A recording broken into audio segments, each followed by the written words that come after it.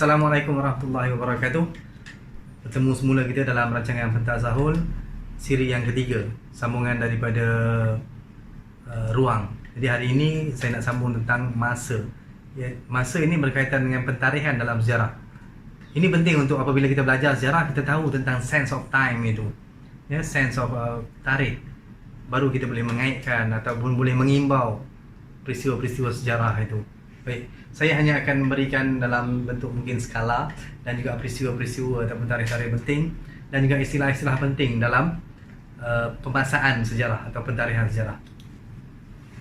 Baik. Sebelum itu, saya nak tunjuk bahawa kita biasa tengok perkataan ini sebelum Masihi atau Masihi. Sebelum Masihi juga dikenali sebagai BC.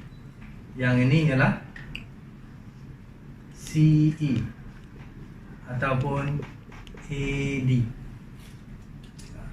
Ini simbol yang biasa kita jumpa apabila kita membaca buku-buku sejarah. Jadi apakah ini?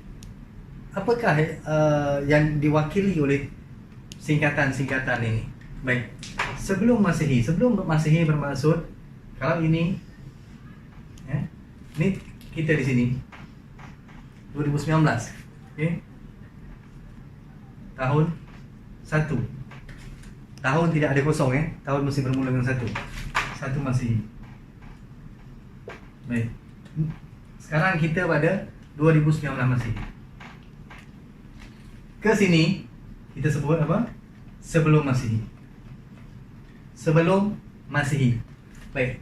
1 Masihi ini ditandakan dengan kelahiran Jesus Christ, atau dalam Islam kita sebut Nabi Isa. Walaupun tarikh ini tidak dipersetujui secara sepakat kelahiran Jesus Christ, tetapi secara umumnya disepakati dalam sistem kalender Gregorian, inilah permulaan 1 Masihi. Dikatakan Nabi Isa lahir lebih kurang 2 atau 3 tahun sebelum bermulanya pentarikhan ini. Baik, sebelum Masihi. Sebelum Masihi bermaksud tahun sebelum kelahiran Nabi Isa. Di dalam istilah bahasa Inggeris ataupun dalam singkatan bahasa Inggeris, biasa kita akan jumpa ini, BC. Apakah BC? BC bermaksud before Christ, sebelum kelahiran Nabi Isa. Baik. Ke sini, ini bumi lah. Bumi. Bumi dikatakan wujud lebih kurang 4.2 bilion tahun yang lalu. Ini dikatakan usia bumi. Baik, tak ada, kita tak cerita ke sini lah zaman Pleistocene, Pliocene, Paleolithic, Mesolithic, Neolithic, semua bukan apa yang kita nak bincang. Kita cuma nak bincang yang ini je. BC, before Christ. Di sini Masihi. Kalau dalam istilah bahasa Inggeris kita akan jumpa ini, CE atau AD. Baik, apakah maksud CE? CE bermaksud Common Era. Apakah maksud AD? Anno Domini. Anno Domini bermaksud Years of Lord, tahun Tuhan. Siapakah Tuhan? Dalam konsep Christianity bermaksud dengan kelahiran Jesus, tahun Tuhan lah. Common Era bermaksud, ataupun juga kadang-kadang dikenali sebagai Current Era. Common Era atau Current Era mau masuk yang sama. Apakah perbezaan antara CE dan AD?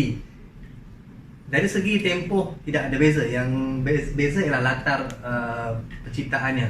CE ingin berbeza daripada Katolik, Christian Katolik yang mencipta Anno Domini, iaitu tahun Tuhan. Jadi mereka ingin memisahkan diri dari gereja. Mereka ingin memisahkan diri dari cengkaman penguasa-penguasa agama. So ini latarnya ialah latar zaman Dark Ages di Eropah, lalu mencipta CE.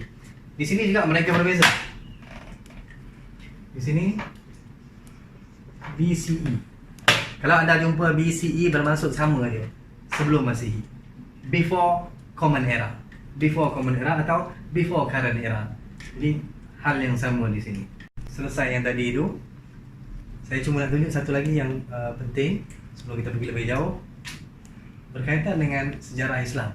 Kita sejarah Islam kita biasa mesti mengimbau peristiwa kelahiran Nabi Muhammad SAW. Di manakah tahun kelahiran? Bila tahun kelahiran Nabi Muhammad yang disebut sebagai tahun gajah? Tahun gajah bersamaan dengan tahun 570 Masihi. Itulah tahun kelahiran Nabi Muhammad SAW, 570 Masihi. Jadi kemudian akan berlakunya peristiwa hijrah yang insya-Allah saya akan jelaskan dalam siri yang berikutnya. Mudah-mudahan yang ini bolehlah dapat satu gambaran yang umum dulu. InsyaAllah lepas ni kita akan masuk ke dalam sejarah Malaysia. Sedikit demi sedikit saya nak cuba bagi bayangan timeline dulu. Okey, jumpa lagi. Sekian, terima kasih. Assalamualaikum warahmatullahi wabarakatuh.